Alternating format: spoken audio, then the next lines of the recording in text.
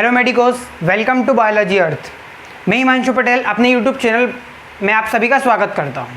आज की इस वीडियो में हम एक न्यू टॉपिक समझने जा रहे हैं जो कि है डीएनए रेप्लिकेशन, जो कि class 12th plus college level पर भी यह टॉपिक दिया रहता है। ठीक है, मेनली यह प्रोकैरियोट्स में भी दिया होता है, यूकैरियोट्स में भी दिया होता है। इसके पहले वाले लेक्चर में हमने सेंट्रल डॉग्मा ऑफ थ्योरी को डिस्कस किया था। वहाँ पर हमने देखा था कि डीएनए से प्रोटीन किस तरीके से फॉर्मेशन होता है, किस तरीके से ट्रांसक्रिप्शन ट्रांसलेशन की प्रोसेस होती है। वहाँ पर हमने एक और बात डिस्कस की थी, जब डीएनए टू डीएनए का फॉर्मेशन होता है तो उसको हम क्या बोलते हैं? रेप्लिकेशन बोलते हैं। क्या बोलते हैं? रेप्लिकेशन बोलते हैं। ठीक है, डीएनए से डीएनए की कॉपी बनने को हम क्या बोलते हैं? रेप्लिकेशन बोलते हैं। अब ये डीएनए की कॉपी किस तरीके से बनती है, आज की इस वीडियो में हम ये डिटेल से जानेंगे। ठीक है, तो देखिए, सबसे पहले इसकी डेफिनेशन की अगर बात करें तो इसकी डेफिनेशन क्या है? Is the process of making the कॉपिंग of DNA. DNA की कॉपी बनाने को हम क्या बोलते हैं? डीएनए रेप्लिकेशन बोलते हैं। देखिए बेटा, हम यहाँ पर कौन सा डीएनए रेप्लिकेशन पढ़ रहे हैं? एक तो प्रोकैरियोट्स में भी होता है और एक यूकैरियोट्स में भी होता है। ठीक है, तो आज की इस वीडियो में हम प्रोकैरियोट्स के बारे में जान रहे कि प्रोकैरियोट में डीएनए रेप्लिकेशन किस तरीके से होता है। ठीक है, तो making copying of the DNA is known as DNA replication. यहाँ ये कब होता है? S phase. देखिए बेटा, अपन ने G1 phase, S phase, G2 phase, G0 phase, जब अपन सेल साइकिल डिस्कस करेंगे वहां पर 3 प्रकार के फेजेस रहते हैं। ठीक है, G1, G0, एस, ये कई प्रकार के फेज रहते हैं। तो एस को क्या बोलते हैं? सिंथेसिस फेज बोलते हैं। तो वहां पर किसका सिंथेसिस होता है? डीएनए का सिंथेसिस होता है। तो डीएनए का सिंथेसिस कैसे होता है? डीएनए रेप्लिकेशन के थ्रू होता है। तो डीएनए रेप्लिकेशन की प्रोसेस कब होती है? सेल साइकिल में, एस फेज में होती है। ठीक है, अब देखिए, जब अपन ट्रांसक्रिप्शन समझ रहे थे वहां पर भी 3 फेजेस थी। कौन कौन सी थी? इनिशिएशन, इलोंगेशन और टर्मिनेशन। कौन कौन सी? 3 फेजेस थी, इनिशिएशन, इलोंगेशन, टर्मिनेशन। यहाँ पर भी उसी प्रकार से यहाँ पर भी 3 फेजेस है, इनिशिएशन, इलोंगेशन और टर्मिनेशन। आज के इस लेक्चर में हम इनिशिएशन को कवर करेंगे। आने वाली 2 वीडियोस में हम इलोंगेशन और टर्मिनेशन को डिटेल में डिस्कस करेंगे। ठीक है, तो इनिशिएशन क्या होता है? इनिशिएशन मैंने इसके पहले वाली वीडियो में भी बताया था कि इनिशिएशन ऐसा फेज होता है जहां से कोई सी भी प्रोसेस स्टार्ट होती है। ट्रांसक्रिप्शन में स्टार्ट हो रही थी तो इनिशिएशन बोला था। तो इनिशिएशन में क्या होगा? डीएनए रेप्लिकेशन की स्टार्ट होगा। अब कहां से स्टार्ट होगा? ओरिसाइट से स्टार्ट होगा। कहां से होगा बेटा? ओरिसाइट्स। अब ओरिसाइट्स क्या होता है? देखिए, replication take place in the cytoplasm. सबसे पहले हमें यह समझना होगा कि रेप्लिकेशन कहां पर होता है? साइटोप्लाज्म में होता है। कहां होता है? साइटोप्लाज्म में होता है। It's site from where the replication start is known as ori sites. यही मैं बताना चाह रहा था कि देखिए, डीएनए की जिस सेगमेंट से डीएनए क्या है? सर्कुलर है। तो सर्कुलर में से जहां से भी स्टार्ट होगा, जिस भी पार्ट से स्टार्ट होगा, उस साइड को हम क्या बोलेंगे? ओरिसाइट बोलेंगे। देखिए, सपोज कीजिए कि ये हमारा डीएनए है, ये सर्कुलर इन डीएनए। अगर ये जो ग्रीन से मैंने दिखाने की कोशिश की, अगर यहाँ से रेप्लिकेशन स्टार्ट हो रहा है तो इस पार्ट को हम क्या बोलेंगे? ओरिसाइट्स बोलेंगे। तो क्या बोलेंगे इसको? ओरिसाइट्स बोलेंगे। ये कैसी प्रोसेस रहती है? बाय डायरेक्शनल प्रोसेस रहती है। ये एंटी क्लॉकवाइज भी होती है और क्लॉकवाइज भी होती है। तो इसको हम क्या बोलेंगे? ये कैसी प्रोसेस है? बाय डायरेक्शनल प्रोसेस है। देखिए, प्रोकैरियोट्स में बाय डायरेक्शनल प्रोसेस रहती है और अगर हम यूकैरियोट्स की बात करें तो वहां पर सिर्फ एक ही डायरेक्शन में रेप्लिकेशन होता है। यहाँ पर कैसे हो रहा है? बाय डायरेक्शनल की प्रोसेस हो रहा है। ये इंपॉर्टेंट क्वेश्चन बनता है। There is only one ori sites. सिर्फ एक डीएनए में एक ही ओरिसाइट से रहता है। ऐसा नहीं है कि एक ओरिसाइट यहाँ पर प्रेजेंट है, एक ओरिसाइट यहाँ पर प्रेजेंट, ना, ऐसा कभी नहीं होता है। एक डीएनए में एक ही ओरिसाइट प्रेजेंट रहता है। ये कैसी प्रोसेस रहती है? टाइम कंज्यूमिंग प्रोसेस रहती है। कैसे रहती है बेटा? टाइम कंज्यूमिंग प्रोसेस रहती है। अब देखिए, अब यहाँ पर हम डायग्रामेटिकली समझते हैं कि क्या होता है, किस तरीके से होता है। देखिए, सबसे पहले हम अगर ओरिसाइट्स की बात करें तो ओरिसाइट्स को हम अगर डिटेल्स में अगर ड्रॉ करेंगे तो कुछ इस तरीके से दिखाई देता है। ठीक है, यहाँ पर देखिए, यहाँ पर जो अपना ओरिजिन ऑफ साइट्स है वहाँ पर 2 मर साइट्स प्रेजेंट रहती है। क्या प्रेजेंट रहती है? 2 मर्स प्रेजेंट रहती है। कौन कौन सी? एक तो रहती है 13 मर और एक रहती है 9 मर। ठीक है, क्या रहती है? 13 मर और 9 मर यहाँ पर प्रेजेंट रहती है। ठीक है, अब इनका क्या काम रहता है हम आगे देखेंगे। ये ओरिसाइट्स में 2 मर्स प्रेजेंट रहते हैं, 13 मर और 9 मर्स। अब देखिए बेटा, सबसे पहले क्या आता है? डीएनए ए प्रोटीन आता है। कौन आता है बेटा? यहाँ पर डीएनए ए प्रोटीन आता है। क्या आता है? डीएनए ए प्रोटीन आता है, जो कि क्या कर देता है? डीएनए को अनबाइंड कर देता है। अनबाइंड दी डीएनए प्रोटीन्स। डीएनए में जो प्रोटीन्स प्रेजेंट रहते हैं उनको अनबाइंड कर देता है। अब ये सर्कुलर इन नेचर है, इसको भी 2 स्ट्रैंड में कन्वर्ट करने के लिए क्या करता है? DNA protein. DNA protein circular से 2 बैंड में 2 स्ट्रैंड में कन्वर्ट कर देते हैं। देखिए बेटा, अब यहाँ पर 2 स्ट्रैंड्स में कन्वर्ट हो गया है, कन्वर्ट्स इनटू 2 स्ट्रैंड्स। अब देखिए, अभी भी यहाँ पर इनके जो डीएनए ना बेटा, वहाँ पर हाइड्रोजन बॉन्ड्स कनेक्ट है। अब इन हाइड्रोजन बॉन्ड को तोड़ना होगा, तो हमने वहाँ पर भी देखा था। अगर हम बात करें हेलिकेज एंजाइम की, तो हेलिकेज एंजाइम का काम क्या होता है, हाइड्रोजन बॉन्ड को ब्रेक करना। तो यहाँ पर भी कौन आएगा, हेलिकेज एंजाइम आएगा। देखिए अब डीएनए ब्री प्रोटीन, जीसी को हम क्या बोलते हैं, हेलिकेज प्रोटीन बोलते हैं। हेलिकेज प्रोटीन क्या करेगा, it's cut the hydrogen bonds, it cut the hydrogen bond and it attaches to the 13mer with the help of the primers।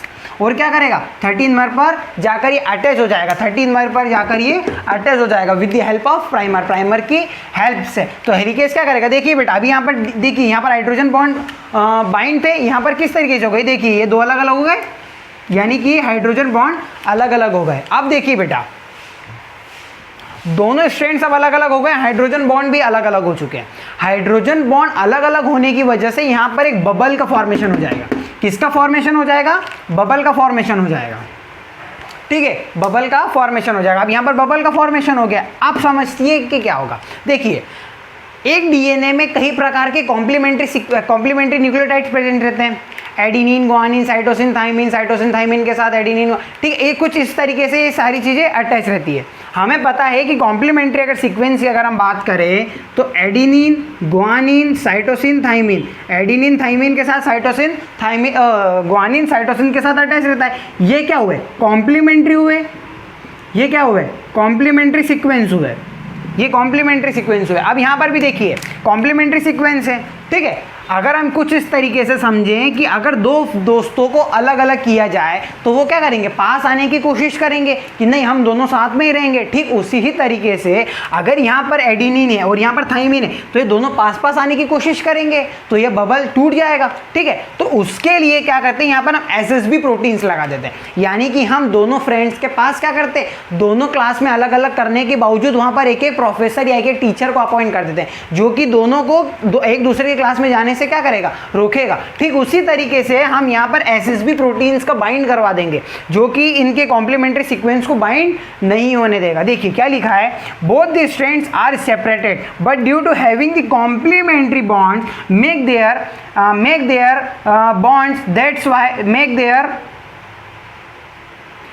their bond, that's why SSB protein separate their strands। ठीक है, ये दोनों bind ना हो जाए इसके लिए क्या रहता है, एसएसबी प्रोटीन्स बाइंड हो जाते हैं। देखिए यहाँ पर मैंने एसएसबी प्रोटीन्स को बाइंड किया, अब एसएसबी प्रोटीन्स हो गए तो कॉम्प्लीमेंट्री सीक्वेंस क्या होंगे, बाइंड नहीं होंगे।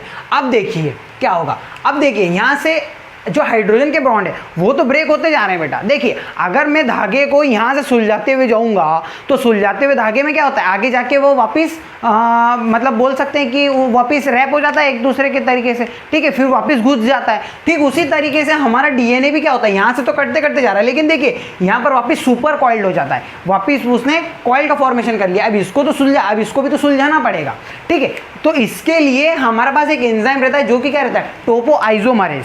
कौन सा रहता है बेटा, टोपोआइसोमरेज, जो कि सुपर कॉइल को करता है। अब देखिए क्या, then the helicase unbind the hydrogen bind but after some time the DNA becomes super coil, so we need one enzyme topoisomerase. अब इस यहाँ पर सुपर कॉइल होने की वजह से हम क्या करेंगे, एक टोपोआइसोमरेज एंजाइम की हमें जरूरत पड़ेगी। अब देखिए the topoisomerase apply the cut on the super coil DNA then ligase seal that cut. देखिए टोपोआइसोमरेज की हेल्प क्या करेगी, सुपर कॉइल को सुलझा तो देगा लेकिन लाइगेज क्या करेगा, उसको रीजॉइन भी तो करना पड़ेगा। अगर हम किसी चीज़ को तोड़ देते हैं तो उसे हम वापस जोड़ना पड़ता है, तो उसको वापस जोड़ेगा कौन, लाइगेज जोड़ेगा। लाइगेज क्या करेगा, उस वापस स्ट्रैंड को सील कर देगा, ठीक है। Then the DNA polymerase entered but its have some condition. देखिए बेटा अब डीएनए रेप्लिकेशन की प्रोसेस स्टार्ट होने जा रही है। अब कौन इंटर होगा, डीएनए पॉलीमरेज एंजाइम इंटर होगा।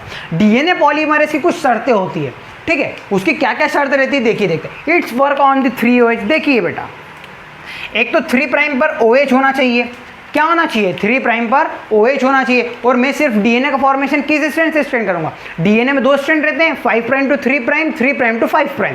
देखिए तो जो डीएनए पॉलीमरेज काम करेगा वो कौन से स्ट्रैंड पे करेगा, 5 प्राइम टू 3 प्राइम कहाँ पे काम करेगा, 5 प्राइम टू 3 प्राइम, और 3 प्राइम पर क्या होना चाहिए, OH होना चाहिए। देखिए अब क्या लिखा है यहाँ पर, then the primers helping is the formation of the DNA। अब प्राइमर बोलेगा ठीक है मैं आपकी मदद कर देता हूँ, तो अब देखिए यहाँ पर क्या होगा कि यहाँ पर DNA के दो जो प्राइमर है, देखिए यहाँ पर 2 प्राइमर आकर अटैच हो गए। अब क्या होगा यहाँ पर DNA की प्रोसेस, DNA रेप्लिकेशन की प्रोसेस स्टार्ट होगी। तो देखिए यहाँ से जो नीचे वाला स्ट्रैंड है, कुछ मैं बता देता हूँ, बाकी हम इलॉन्गेशन में डिस्कस करेंगे। अगर हम बात करें यहाँ से, देखिए जो 5 प्राइम टू 3 प्राइम है, तो DNA रेप्लिकेशन इस प्रोसेस में तो स्टार्ट हो जाएगी, ठीक है।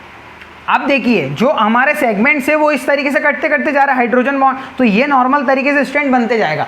लेकिन जो ऊपर वाला स्ट्रैंड है, जो 5 प्राइम टू 3 प्राइम का जो प्राइमर है, वो किस तरीके से जुड़ेगा, वहां पर कई सारे प्राइमर्स ऐड हो जाएंगे और वहां पर क्या होगा, लाइगेज आकर उसके फिर रिजॉइन करेंगे। वो हमारी एक इलॉन्गेशन की प्रोसेस है, वो हम नेक्स्ट वीडियो में समझने की कोशिश करेंगे, ठीक है। तो यह था हमारा इनिशिएशन में क्या हुआ, ओरिसाइट्स पर DNA A प्रोटीन आकर अनबाइंड कर देते हैं, जो कि 2 स्ट्रैंड्स में कन्वर्ट कर देते हैं।